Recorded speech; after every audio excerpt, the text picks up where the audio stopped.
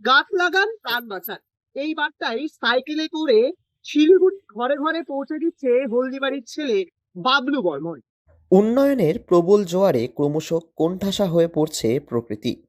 কংক্রিটের বিস্তারে হারিয়ে যাচ্ছে সবুজ, কমছে শ্বাস নেওয়ার জায়গা।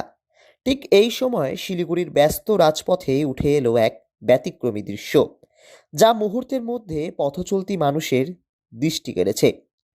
কোনো ব্যানার, স্লোগান বা মাইক ছাড়াই পরিবেশ বাঁচানোর বার্তা পৌঁছে দিচ্ছেন শিলিগুড়ির রানীডাঙ্গা ভরত সিং জোটের বাসিন্দা বাবলু বর্মন।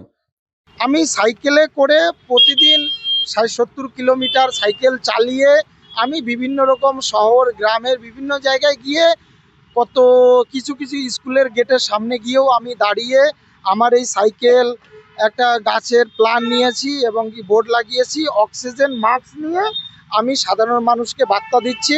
তিনি আরও বলেন, আমি কোনো রাজনৈতিক দলের সঙ্গে যুক্ত নই, কোনো সংগঠনের নেতা নই।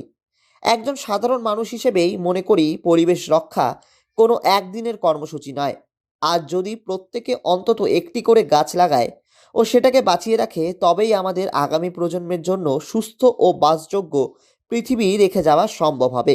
মানুষ অনেকে আমি অক্সিজেন মাস্ক পরে যখন থাকি, অনেক মানুষ আমার দিকে তাকায়, আমি মানুষদের হাত দিয়ে ডাইকে মানুষদের বলি যে গাছ লাগান, প্রকৃত অক্সিজেন নিন, কৃত্রিম অক্সিজেন থেকে আপনারা দূরে থাকুন।